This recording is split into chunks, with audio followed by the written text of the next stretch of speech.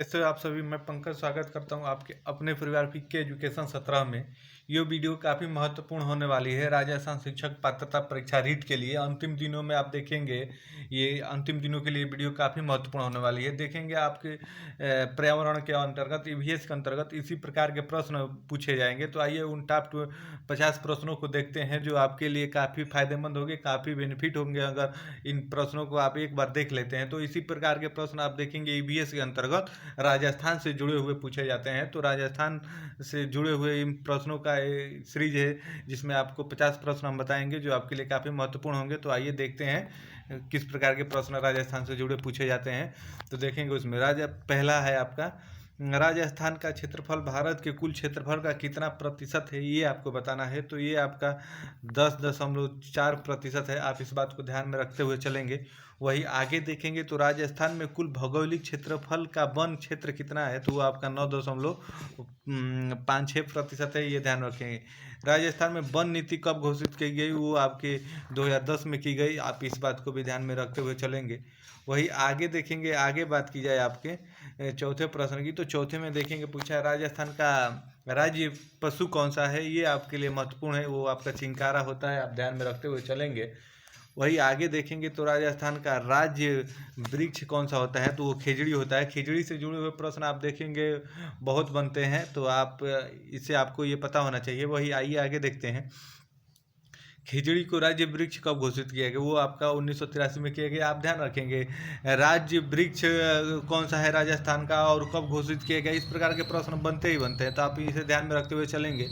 वही आइए आगे देखते हैं। तो आगे प्रश्न देखेंगे पूछा है इस वृक्ष का वैज्ञानिक नाम प्रोस्पिप सिनेरिया है, तो वो खिजड़ी का ही है। खिजड़ी का वैज्ञानिक नाम भी आपको पता होना चाहिए। वही रुख भयाला का अर्थ क्या होता है, वो वृक्ष मित्र होता है, आप ध्यान में रखेंगे। राजस्थान का राज्य पक्षी कौन सा है, राज्य पक्षी भी आपको ध्यान में रखना है, गोंडावन होता है राजस्थान का राज्य पक्षी, आप ध्यान में रखते हुए चलेंगे। आइए वही आगे देखेंगे। तो आगे आपका पूछा है कि अमृता देवी ने किस वृक्ष के लिए अपनी जान दी थी, वो खिजड़ी ही वृक्ष के लिए जान दी थी, आप इस बात को ध्यान में रखेंगे। अमेरिका के पूर्व राष्ट्रपति बिल क्लिंटन द्वारा भारत यात्रा जो की गई थी उसमें कि उस दौरान किस राष्ट्रीय उद्यान की यात्रा की गई थी, आपको इसमें ये बताना है। तो ये आपकी की गई थी, आप देखेंगे रणथंभौर जो आपका राष्ट्रीय उद्यान है उसकी यात्रा की गई थी, आप इस बात को ध्यान में रखते हुए चलेंगे। वही आगे देखेंगे पूछा है अलवर जिले का था जो प्रोजेक्ट टाइगर योजना में सम्मिलित किया गया है, तो वो आपका सरिस्का राष्ट्रीय उद्यान सम्मिलित किया गया था, आप इस बात को ध्यान में रखते हुए चलेंगे। उड़न गिलहरी देखने के लिए सबसे अच्छा समय कौन सा होता है, जो सूर्य छिपने का यानी शाम का समय होता है वही होता है, आपके लिए महत्वपूर्ण है। ये राजस्थान स्पेशल, ये देखेंगे राजस्थान रीट स्पेशली रीट के लिए स्पेशल वीडियो है, क्योंकि आप ईवीएस के इसी प्रकार के प्रश्न पूछे जाएंगे, आप देखेंगे राजस्थान से जुड़े हुए। तो आप इस प्रश्नों को ध्यान से एक बार देख लेंगे तो काफ़ी बेनिफिट होगा। वही उड़न गिलहरी साधारणतः किस प्रजाति के पेड़ पर रहते हैं, तो महुआ प्रजाति के पेड़ पर रहते हैं, आप ध्यान में रखेंगे। एशिया में पक्षियों का सबसे बड़ा प्रजनन क्षेत्र कौन सा है, तो वो केवलादेव राष्ट्रीय उद्यान है जो भरतपुर में आपका स्थित है, वो है, आप इस बात को ध्यान में रखते हुए चलेंगे। अगर आपका इसका पीडीएफ चाहिए तो डिस्क्रिप्शन बॉक्स में दिए हमारे व्हाट्सअप और टेलीग्राम के लिंक पे क्लिक करके वहाँ से ज्वाइन कर सकते हैं, जहाँ इसकी आपका पीडीएफ प्रोवाइड करा दिया जाता है। तो आप आइए आगे देखते हैं। तो आगे देखेंगे, आगे आपका पूछा है प्रसिद्ध अभ्यारण्य में उड़न गिलहरी पे किस अभ्यारण्य में आपके उड़न गिलहरी पाए जाते हैं, आपको ये बताना है। तो आपके सीता माता अभ्यारण्य में पाई जाती है, आप इस बात को ध्यान में रखेंगे। ग्रीन मुनिया नामक चिड़िया कहाँ पाई जाती है, तो आपके आबू पर्वत पे पाई जाती है, ध्यान में रखेंगे। कृष्ण मृग किस अभ्यारण्य में पाए जाते हैं, तो आपके ताल छापर में पाए जाते हैं, आप ध्यान में रखेंगे। केवलादेव राष्ट्रीय उद्यान का अन्य पुराना नाम पूछा है, तो आपका पन्ना राष्ट्रीय उद्यान हुआ करता था, आप इस बात को ध्यान में रखेंगे। केवलादेव राष्ट्रीय उद्यान कहाँ स्थित है, ये आपका भरतपुर में स्थित है, आप इस बात को भी ध्यान में रखते हुए चलेंगे। वही कौन सा एक राजस्थान में वर्षा जल संग्रहण करने की परंपरागत विधि है, तो वह टंका है, आप इस बात को ध्यान में रखते हुए चलेंगे। वही आगे प्रश्न बात की जाए तो आगे आप देखेंगे पूछा है कौन सा वृक्ष राजस्थान का अल्पतरु कहा जाता है, ये खिजड़ी कहा जाता है। खिजड़ी से जुड़े हुए प्रश्न आपके कई प्रकार के बनते हैं, तो खिजड़ी से जुड़े हुए प्रश्नों को आपको तो देख के चलना ही है, जो आपके लिए काफ़ी फायदेमंद होंगे। आइए वही आगे देखते हैं। तो आगे देखेंगे कौन सा वृक्ष रेगिस्तान के प्रसार को रोकने के लिए उपयोगी माना जाता है, तो वो ये भी खिजड़ी ही माना जाता है, आप इस बात को भी ध्यान में रखेंगे। वही कौन से स्थान पे डेमोसिल क्रेन बहुतायत देखने को मिलते हैं? तो आपके किंचन जोधपुर में देखने को मिलते हैं। आप इस बात को ध्यान में रखते हुए चलेंगे। खड़ीन वर्षा जल संग्रहण की परंपरागत विधि पाई जाती है किस जिले में पाई जाती है? तो आपके जैसलमेर जिले में पाई जाती है।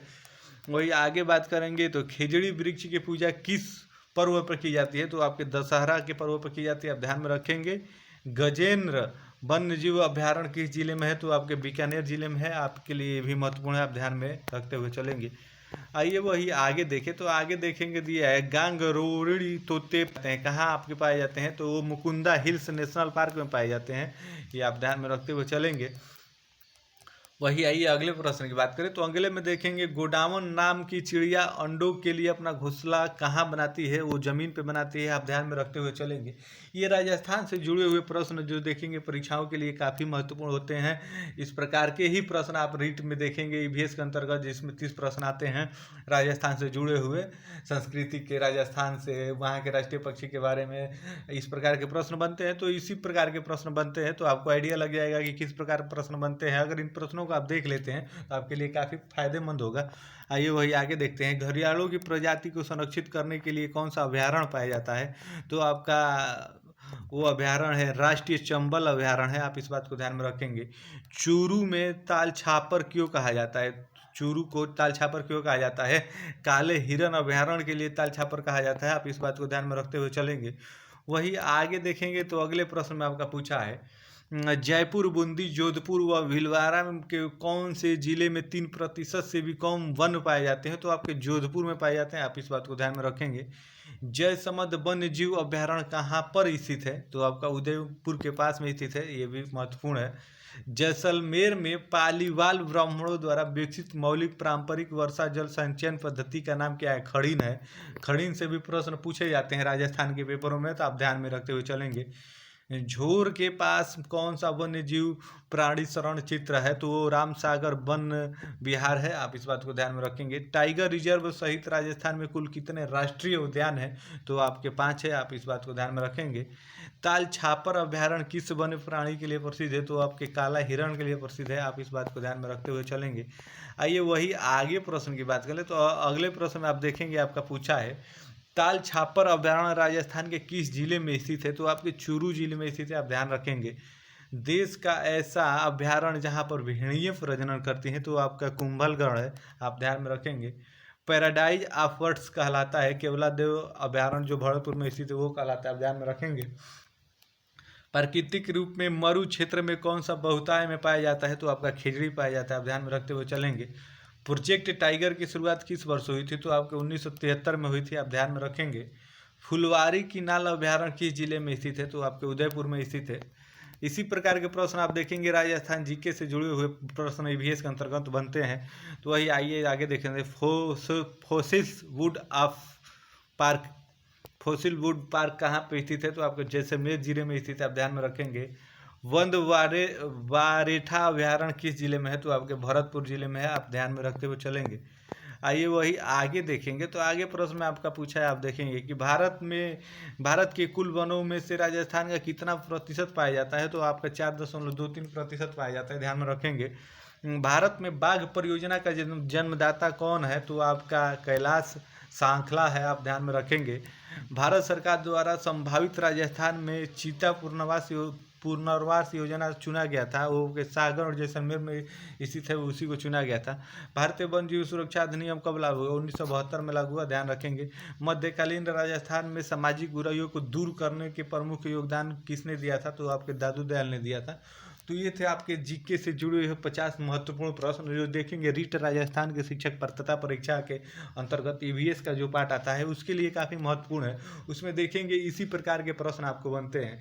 अगर वीडियो को बिना स्किप को आप एक बार देख लेते हैं तो आपके लिए काफ़ी फायदेमंद होगा। तो उम्मीद है आपको वीडियो पसंद आई होगी और ऐसे ही वीडियो पाने के लिए आप हमारे चैनल को सब्सक्राइब कर सकते हैं। तो आप सभी को जय हिंद।